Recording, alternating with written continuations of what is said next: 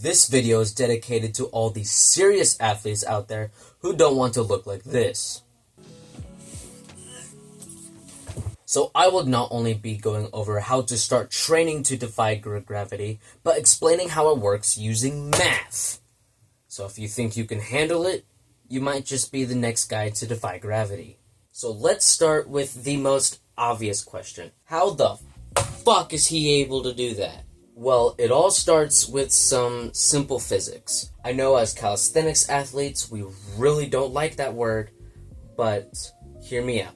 Your favorite static skills being the planche, the front lever, the back lever, etc. are all considered what are called third-class levers. Now, this might seem really complicated at first, but there are a total of 4 shapes on the whiteboard. Come on. In any physics lever, you have 4 components. Your lever arm, your fulcrum, your load, and your applied force. Your lever arm is your body, from your shoulders all the way down to the tips of your toes. The fulcrum is your shoulders. This is where your lever arm sits upon to balance in your static skill. Your load is gravity. No explanation needed there.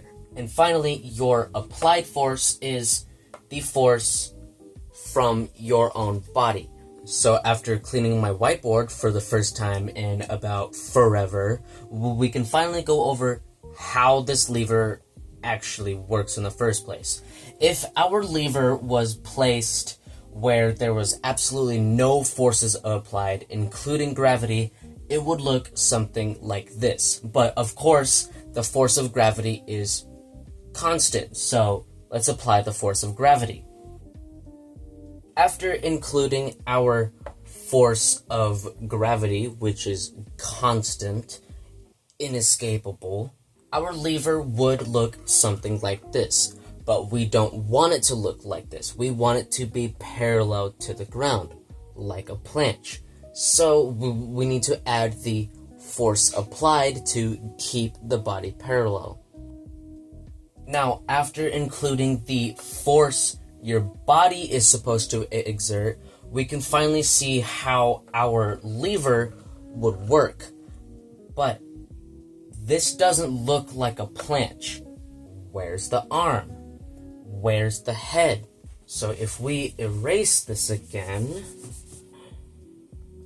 now this looks a lot more familiar to seeing somebody hold a planche. But how does this connect with the lever that we learned about earlier? As you might remember, our body is the lever arm. And with our lever arm, we have our teetering point, the fulcrum. And then, as always, we have the force of gravity. But how exactly does the arm play into all this?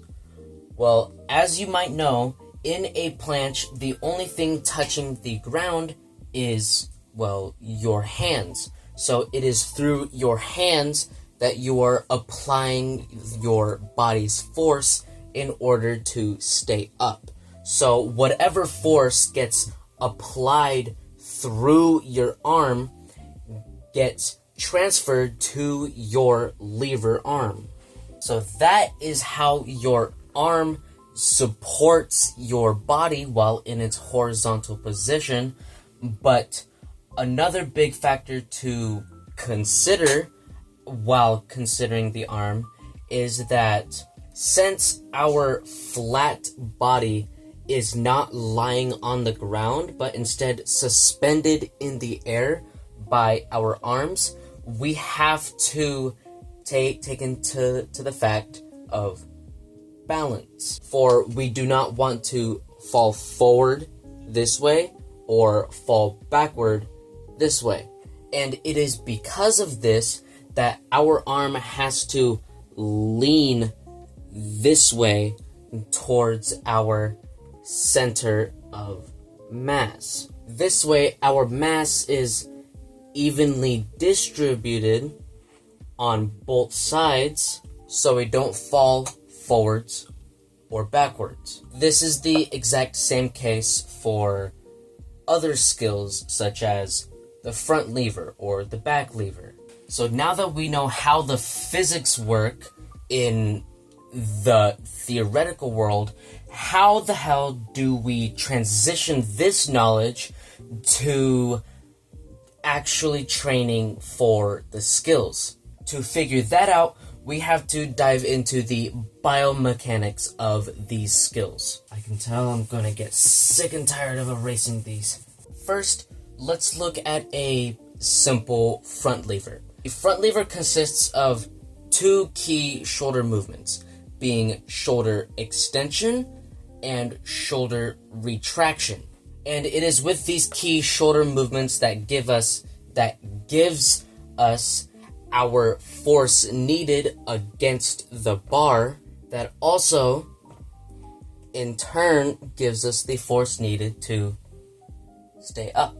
So what muscles exactly are responsible for this shoulder extension and shoulder flexion? The main muscles used are going to be your lats, your rear delts, and your rhomboids. It is with these muscles working together that helps apply the force needed along the arm to generate the force needed to fight, of course, your force of gravity. Now let's look at the planche. And now after drawing the same goddamn picture of a guy doing the planche 3 times, I'm pretty sure I can draw it without a reference now. But concerning the key components of holding a planche, the key motions are shoulder flexion and protraction. These movements are controlled mainly by the front delt or the anterior delt, the bicep, and the lats. It's with these forces that help create your diagonal push and your downward push. And now you might be asking, Draven, I understand how the front delt acts for shoulder flexion and the lats, along with the serratus anterior in the chest, perform protraction, but what do biceps have to do with a pushing skill? A very fun fact is that your biceps actually cross the shoulder joint. So along with the front delt and a little bit of the lateral delt, your biceps actually help with shoulder flexion. So you are going to feel a lot of tension on the bicep while performing shoulder flexion. And now that we know exactly how to perform these skills and what muscles you need to activate, the correct form, etc., we can finally go over the problem with actually training these skills. More specifically, the problem with genetics. I really liked this one though. And now, after everything we've gone through, you should have a pretty decent understanding of the physics and how these skills work. If you don't, feel free to let me know in the comments how much of a terrible job I'm doing.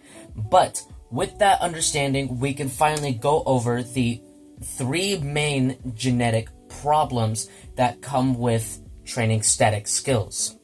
Height, weight, and legs just had to ruin the EIGHT trend. It is famously known that tall people have the worst of the genetic lottery when it comes to this sport, and for 2 main reasons: longer limbs and shorter angles. If I draw our adorable little lever model again, we can see how everything is fairly normal. However, if we were to increase the length of our lever arm, our limbs, then all of a sudden, our load applied gets farther away from our anchor point, our fulcrum. This already is going to make it more difficult. However, our body is suspended in the air, balancing on our hands.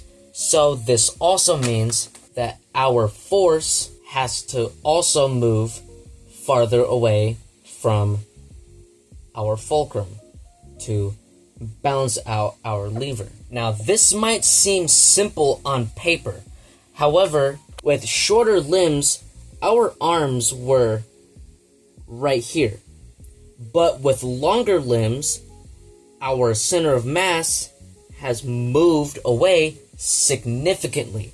This means that our new arm has to be way over here. So, on top of our lever arm being longer, making it more difficult, our center of mass being farther, making it more difficult, but it also decreases the angle. Hold on, but our arm is at a shorter angle from the torso. At a shorter angle closer to the body, it is a lot more difficult to activate the required muscles. Well, once again, making it harder. I am so sorry to all the tall people out there. Next, let's talk about weight. Weight is only really important for one reason: force production. If you are currently in your planche position and you weigh 182 pounds, Newton's law says the bar is sending 182 pounds right back at you. This means that you simply require a lot more force from your arms to hold this skill than you would if you were 150 pounds, 130 pounds. This is why most of the elite athletes that you will ever see are almost always shredded to the bone, and more often than not, incredibly skinny, because they simply want to drop that weight down as much as they can. Next, let's talk about legs. Every athlete's favorite topic. If you are well versed with famous athletes, then you at least know 5 athletes that have never trained legs a day in their life. And that is for one very important reason. Because it is simply more weight in the worst place possible. And it is specifically the worst place possible for 2 reasons: force production and shorter angles. For example, simply having bigger legs leads to, you guessed it, more weight.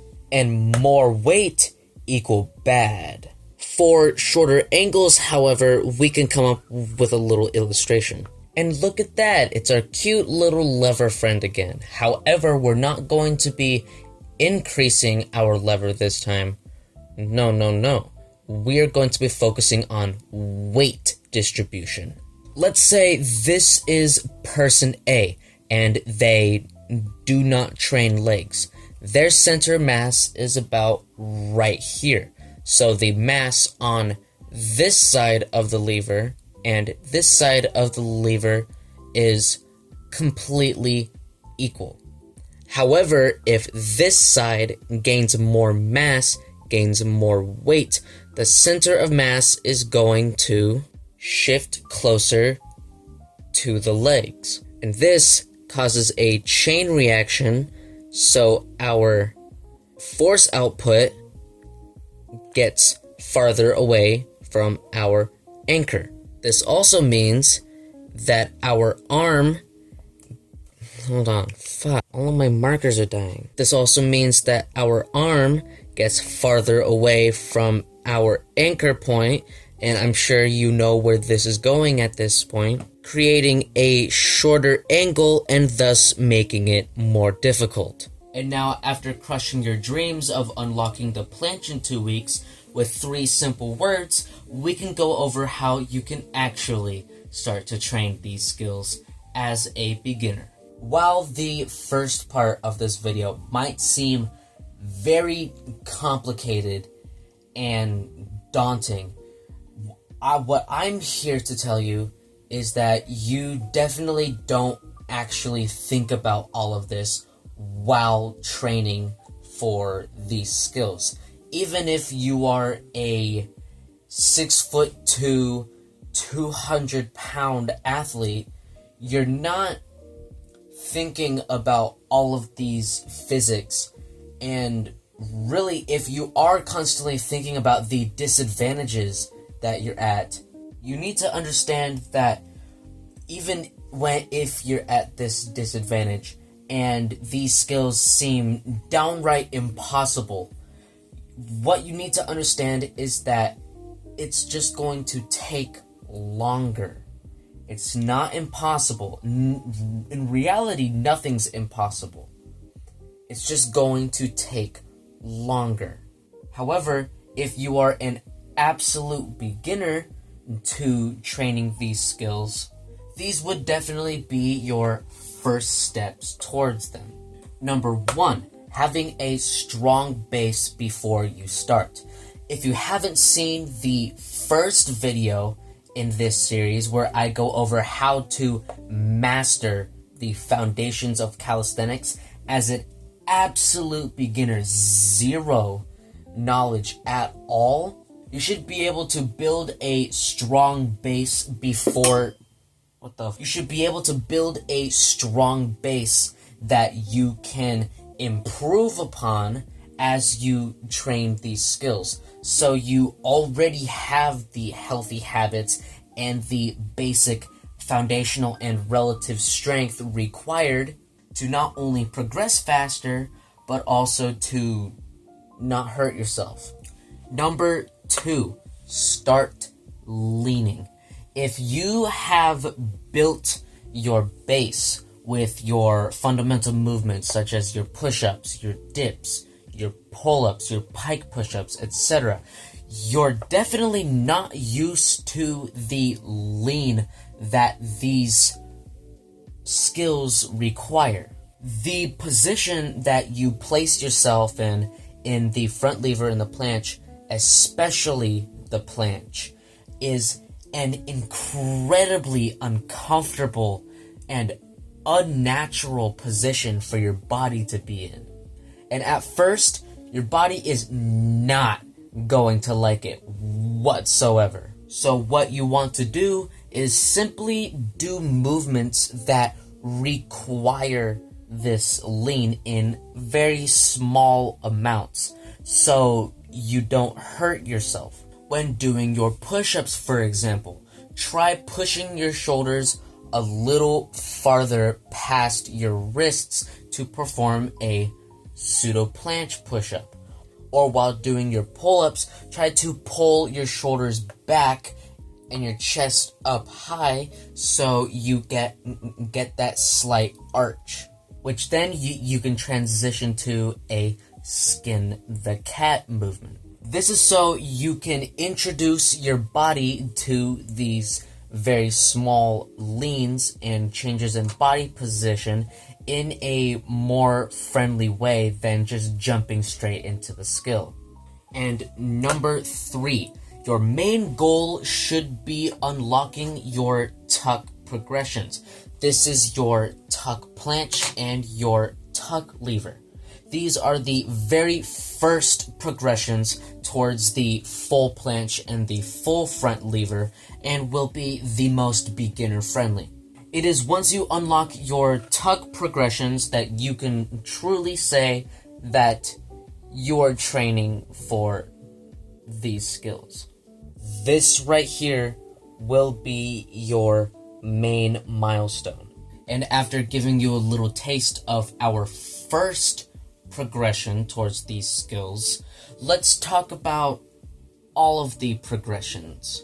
Your 4 most famous progressions or milestones are your tuck, advanced tuck, straddle, and finally full. Unlike simple weightlifting, where in order to progress you would simply add more weight to the barbell, In order to progress in a calisthenics skill, we have to incorporate a lot of physics.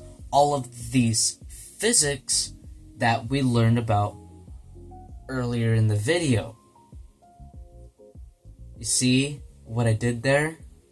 Save this to the end because you would know all of it. Yeah, let's just get to explaining. I'm sure you can already start to guess what separates each of these progressions difficulty-wise just by the illustrations, but if you can't, it's for two main reasons. Our first reason is lever length. I'm sure you can already see, but as we move on from progression to progression, our lever slowly gets longer and longer until finally it's at its longest.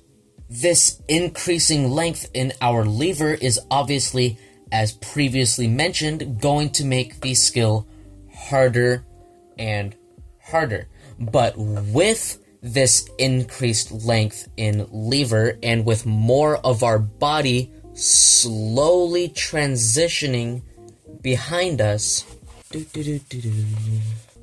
this also means that our center of mass and our angle is going to change. In each progression, the center of our mass slowly moves farther and farther away from our shoulder, and our hands need to stay above this center of mass. This means that the angle that our arm is placed is going to shift, decreasing the angle from our body, and you know where this is leading. However, these aren't the only 4 progressions that one is limited to. There are a bunch of mini progressions between these that can help you bridge the gap between these very big milestones.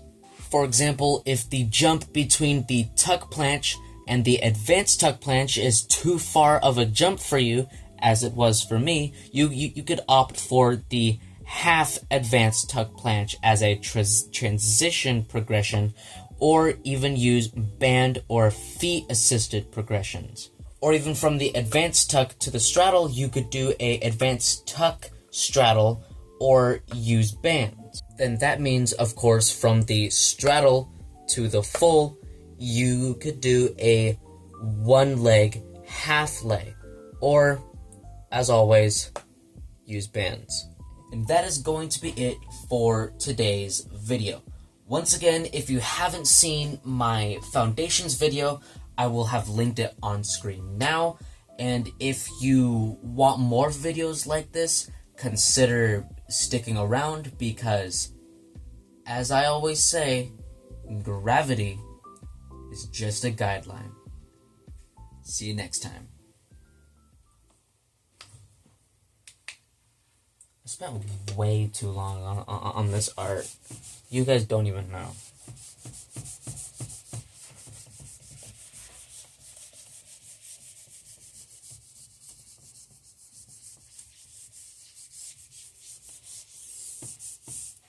All gone.